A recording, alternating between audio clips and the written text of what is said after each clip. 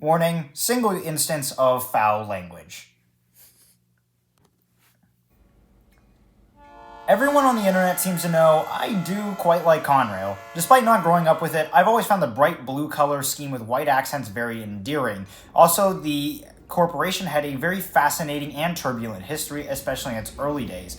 And it should come as no surprise to much of anyone that I've amassed a bit of a collection of Conrail-related things over the past 5 or so years. And I thought I'd make a video that would make it fun to go through it all. One of the items is a bit too big to put on the workbench, so we'll be moving to the table in the godforsaken land known as the kitchen. We'll start with some paper-based material. Here's a list of all Conrail stations listed in both alphabetical and numerical orders. It's dated April 1st, 1977, 1 year to the day after Conrail was formed. It's not complete, but there's still well over 700 pages in here.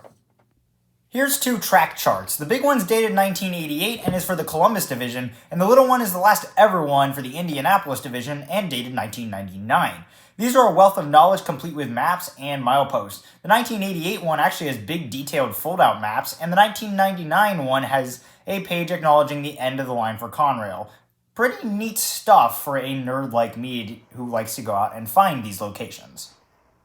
I was going to include this one to the previous group, but this is technically something different. Here's a set of division maps with all regions, and there's even a little note tucked away about how the Youngstown Division is going to assume control of part of the Pittsburgh and Chicago line. This one has some marks on it, but that just makes it all the more authentic and neat to me.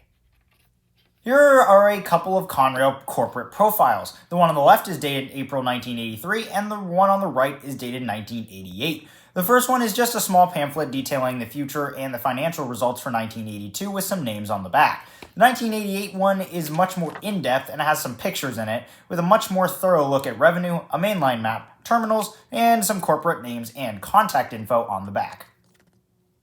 Here are 2 visitor guides for Selkirk and Elkhart yards. To my knowledge, these were the only 2 yards to actually get these little visitor guides. They're incredibly basic, but I think they're a lot of fun. It's easy and digestible for just about anyone to read, even non-rail fans, with nice big color photos and explanations of how everything works. You can actually find these as PDFs online, so if you're interested, I've linked them in the description. Next is a booklet explaining Conrail's state-of-the-art computerized dispatching system. I actually have 2 of these, and I'm not sure why. It's a super simple look with only basic descriptions and big color photos explaining everything. It's all stuff that we have in our pockets today, but back when this was printed in the late 80s, things like color touchscreens were high-tech shit. Great time capsule, and I like how the cover folds out into one photo. Here's my one and only issue of the Conrail Inside Track. This is a magazine Conrail published quarterly going over major events and what's new on the CR system. This issue is dated as fall 1985, and the main articles concern more coal haulage, Conrail's relationship with auto manufacturer Chrysler, new communication technology, and a 1-page article about how CR trainman John H. Cole saved a 2-year-old from being hit by a train. Here are 3 annual reports, 1979, 1981, and 82 respectively. The 1979 one is more for business people, covering car and track usage and expenses along with balance sheets and financial statements. The 81 and 82 are much more colorful and spend more time talking about Conrail's current impact on transportation and other businesses. Still nerdy business stuff, but it's more interesting than just the balance and money side of the business. Here's a bit of a weird one. A nearly perfect condition Conrail Safeware catalog. This beast is from 1997 and is essentially an encyclopedia of Conrail branded and approved equipment. It doesn't detail any rules or standards, it's literally just a catalog that has basically everything personal protective related in it. The most interesting thing I have to say about this is that it's just a regular binder, and for my first semester of college, I was actually using this binder because I did not have another one. Here's a calendar from 1978. It's a simple 12-month calendar with photos of Conrail equipment and the cities they service. In the back pages is a route map and contact information. It is no longer 1978, so unfortunately, I will not be using this anytime soon. Here's a small fold-out dubbed the evolution of Conrail. It's just a little fold-out featuring a very brief history of the railroads that would eventually become Conrail. Inside is a page with logos of what I assume are various railroads that Conrail was connected to when this was published. It's not dated, but I assume by some of these logos this was printed in either the late 70s or the early 80s. I also have 2 of these. Here's some stationery adorned with a blue Conrail logo in the top left. If you ever bought something from me online, there's a chance I printed a receipt on a copy I made of one of these. I'm not going to write on the originals. Okay, this isn't specifically Conrail, but it is the main focus of the February 1986 issue of Modern Railroads, concerning if Conrail would be able to survive as a private company. Spoiler alert, Conrail would go private in 1987, and I think they did okay. It's a fascinating read, especially knowing how Conrail would do after NS stated in this magazine that they would go bankrupt in just 5 years. So we'll move past the paper-based stuff, and I've got a couple of things that were actually used by the railroad. Now, there's only two things here, this flashlight and this stamp, and I can't tell you a thing about either of these. The flashlight is zero information online. Looking up Conrail lights only brings up brakeman lanterns. It does still work, although I am not buying D-cell batteries for this video. I can tell you even less about this stamp. It says Consolidated Rail Corporation on it, so it's going in this video. Definitely didn't totally completely forget I owned this, but this is a Conrail ice scraper, and from what I can assume, this would have been used on locomotives. This one particular one's from the Indianapolis division, and I don't think it's ever seen used outside of me using this to get ice off the windshield of my car. In terms of some other stuff, unsurprisingly, I own a Conrail shirt. I actually bought this when I realized I didn't have a shirt for a second day of a train show. More surprisingly, I have a black tie adorned with little gold can openers, and I'm ashamed to admit I have worn this to multiple weddings. I own a couple Conrail toys, namely these two Hot Wheels bulkhead flat cars. These are both in pretty poor shape, although it is pretty hard to find one of these with both ends intact. I also own these two die-cast Conrail Railroad police cars, and unfortunately I could just not find them in time for this video. They're made by Greenlight, and they're probably in storage somewhere. But looking them up, they're pretty easy to find. Weird release, though.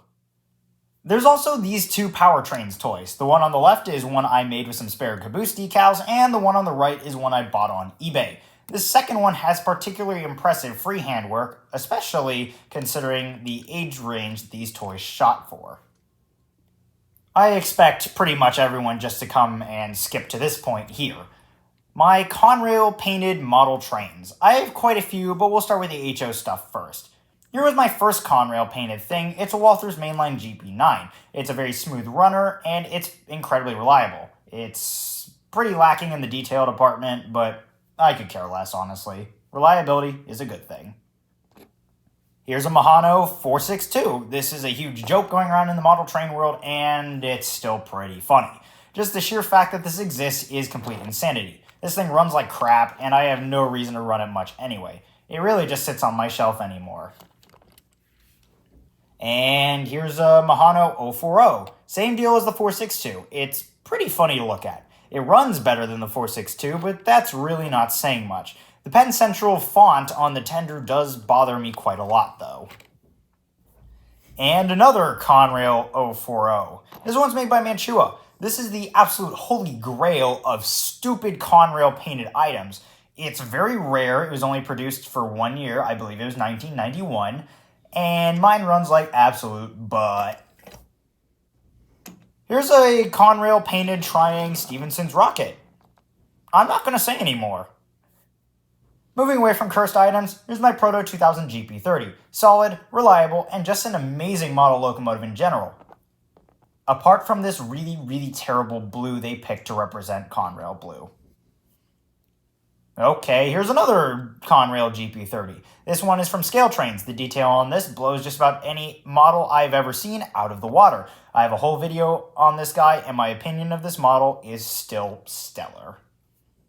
Okay, so here's my absolute favorite Conrail painted thing I own.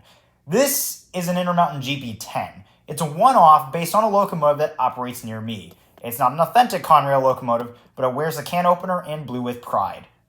Also, this thing just sounds amazing, and more importantly, pulls like a tank. Alright, how about rolling stock? Here are my two cabooses. Caboose? Caboosing? Well, they're both Walthers. One's a Northeast steel that actually says it's an XC&J caboose, and the other is a generic bay window caboose. I've had both of these for years, and they are almost always tacked onto whatever train I am running. Here's a Tyco hopper. I was given this by a friend last year, and everyone seems to have this one, and their grandma does too. It's not particularly pretty. It's kind of ugly, actually, if I'm being completely honest. Here's two ACF 2-bay hoppers. These are both Athearn ready rolls, and they're incredibly nicely detailed. They've got excellent separately applied detail, and once again, this just contributes to the whole confusion I have of what goes in what Athearn product line. We'll round out the HO with one of my favorite little projects I've ever had, the gun. I painted this last year because I had leftover blue paint in a model-powered big gun car. That's really the only reason it exists. It's seen absolutely zero changes apart from metal wheels. Alright, how about some O-gauge stuff now? Here's an MPC era Lionel 027 Conrail blue boxcar. These are incredibly common, and I really have no idea why. I do know this was included in a train set with the K4 ESC 262 steam locomotive, and that's just really funny to me for some reason. And the last thing here, zoom out a bit, my massive Conrail limited Lionel set. This is a limited edition set from 1987, the year Conrail went private. I've made a whole video about this set if that interests you. I'll have a card at the top of your screen. The locomotive in this set really tends to be unreliable, so this set is usually hauled by pretty much anything but the SD40 included. And that is my entire Conrail collection. I didn't expect to have this much stuff when I began writing this. I've had people give me Conrail stuff in the past, and I'm very happy to be able to take care of this stuff, and I do have plans to scan most of the paperwork and put it online. For those curious on where the Conrail Berkshire currently is, I did sell it about 6 months ago. If the buyer's watching this, please make your voice heard. I'm curious what adventures the Berkshire has been on. As for what replaced it on my roster, well,